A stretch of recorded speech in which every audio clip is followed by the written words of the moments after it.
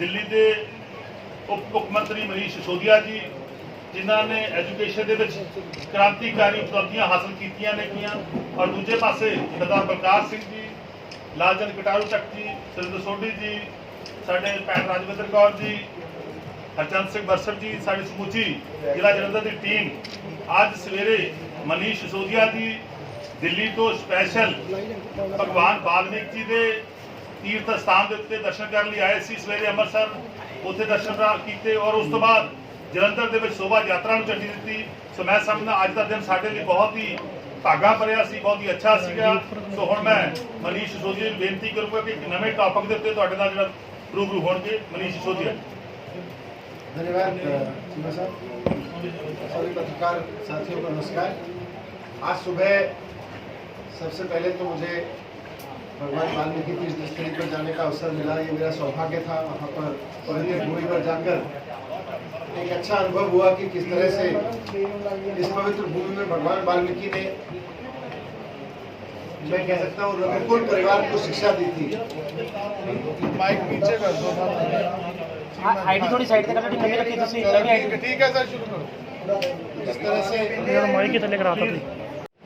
उसके बाद यहाँ पर वाल्मीकि परिवार की एक बहुत बड़ी तीर्थ यात्रा समाज की ओर से निकाली गई थी और उसमें भी बहुत श्रद्धा भाव के साथ लोगों ने आयोजन किया है। उसकी हरी झंडी दिखाने का मुझको मौका मिला, उसकी शुरुआत करने का अवसर मिला, ये भी पुण्य की बात है।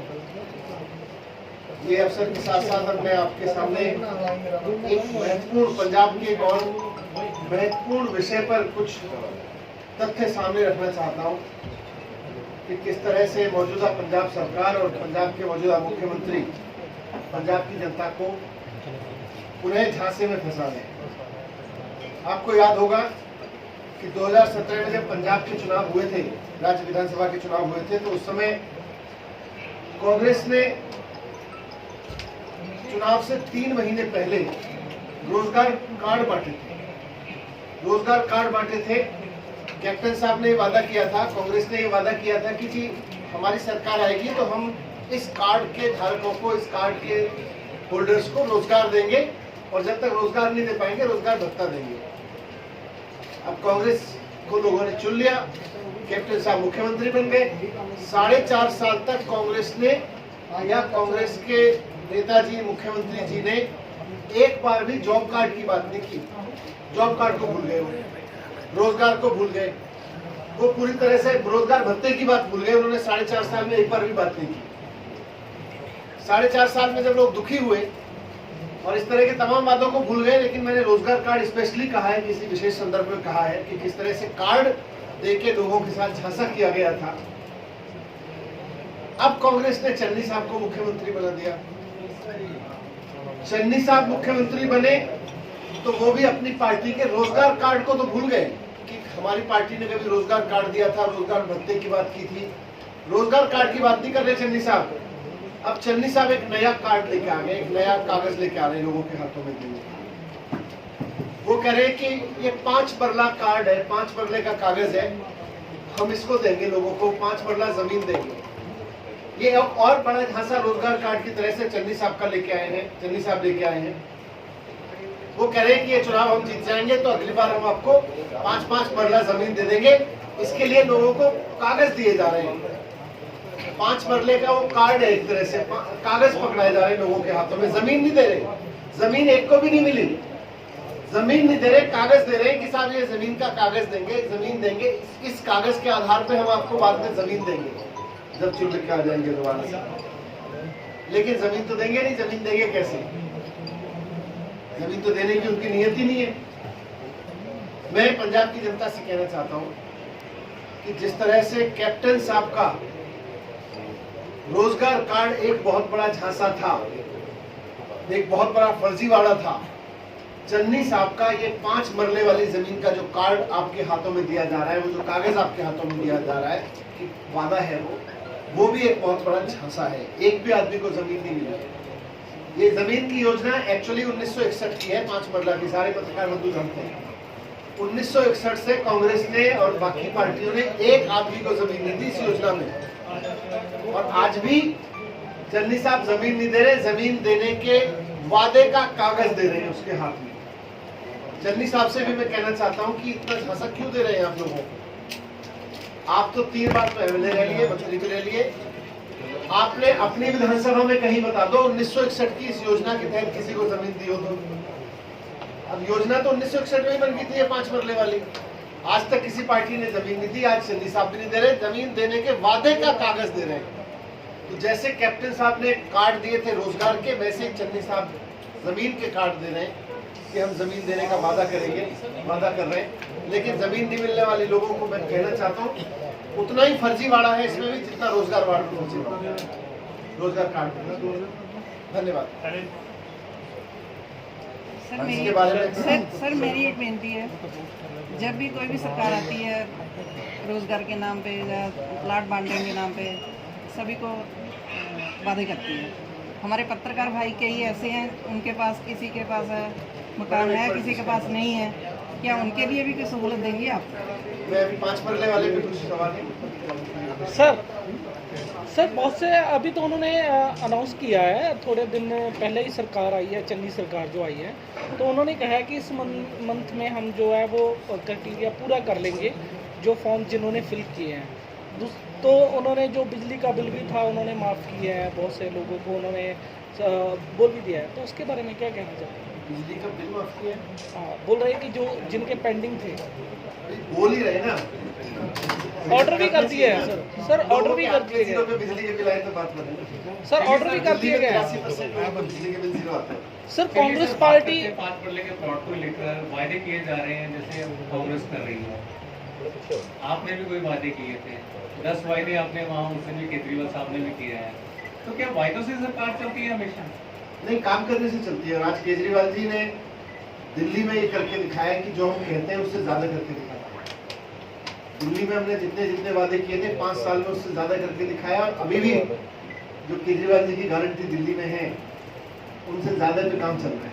सर कांग्रेस पार्टी कह रही है कि हमने सीएम दिया है एससी कम्युनिटी का, तो अगर आम आदमी पार्टी डिप्टी सीएम क्यों, वो दिल्ली अभी उनकी सरकार है, टाइम रहता है, तो वो क्यों नहीं सीएम लगा देते? ये ना आम आदमी पार्टी के पास तो 6 मंत्री होते हैं। चलिए सोदी साहब बात करते हैं वित्त मंत्रालय के। जैसे हर बंदा वायदे कर देता है, सरकार वायदे कर देती है, आपने भी वायदे किए, बिजली का वायदा किया है, कई और वायदे कर रहे हैं, तो उसको लेकर पैसे कहाँ से आएंगे? बाद में बोलते हैं कि खजाना खाली है, सारे वित्त मंत्री ये बोलते हैं। तो बाद में केंद्र सरकार की तरफ इशारा जाता है, केंद्र सरकार नहीं दे रही, ये नहीं हो रहा, वो नहीं हमारा, तो कैसे करेंगे आप मैनेज? खजाना इसलिए खाली है क्योंकि खजाना भरता है साफ सुथरी ईमानदार राजनीति से।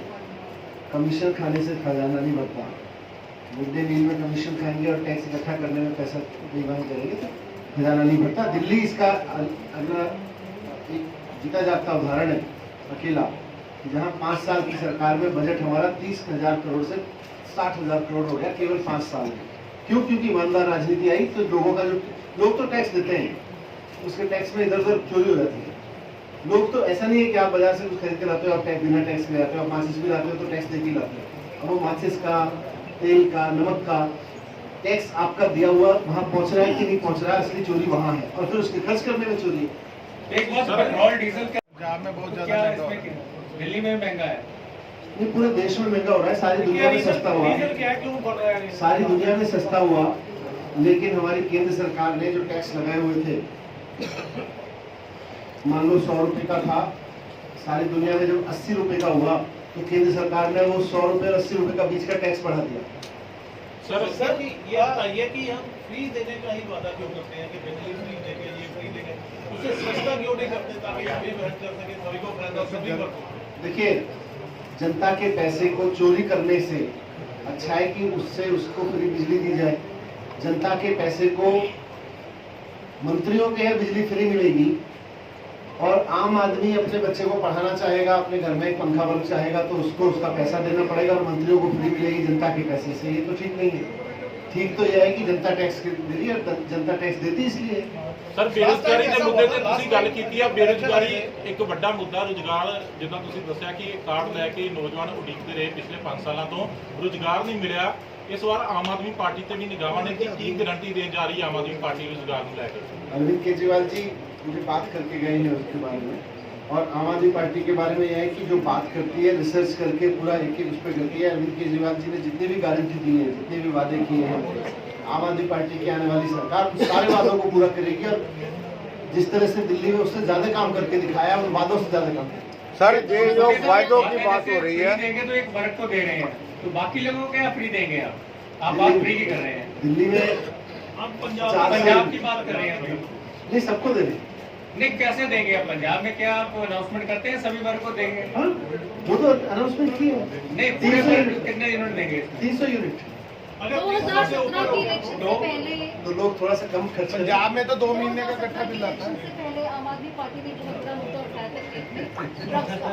तो इस बार उस पर आम आदमी पार्टी की क्या, इस बार आप अभी जॉब कार्ड की बात कर रहे हैं और रोजगार की बात कर रहे हैं, क्या ड्रग्स भी मुद्दा रहेगा? मुद्दा है पंजाब। जी सर एक है ये जो सुशा पंजाब में जब भी आप कोई लीडर आते हैं आम आदमी पार्टी के, जैसे पिछले केजरीवाल साहब आए थे, आज आप आए हैं, तो ज़्यादातर ये चीज़ रहती है कि कैंडिडेट्स कोई ना कोई अनाउंस किए जाएंगे, क्योंकि लास्ट टाइम ये हुआ था कि कैंडिडेट्स जो थे वो लेट अनाउंस हुए थे, जिसकी वजह से होमवर्क पूरा नहीं हो पाया। और इस बार उम्मीद हर बार ये रहती है आप अनाउंस करोगे, लेकिन आप ऐसे चले जाते हो। कैंडिडेट जो सोच के बैठे हुए कि हमें सीट मिली को सबके अपने अपने एनालिसिस है। कुछ हमारे एनालिसिस करने वाले मित्र ये भी बताते हैं कि आपने पिछली बार जल्दी कर दिया था। एक बात सामने आई है कि 2019 में कांग्रेस सरकार ने कारपोरेट घरानों को जमीन देने की बात करी थी, वही हाल केंद्र सरकार कर रही है। इसमें केवीएस सिद्धू जो है सीएम ऑफिस में, उन्होंने ट्वीट भी करके ट्वीट भी किया है। सिसोदिया साहब, सर ये जो आम आदमी पार्टी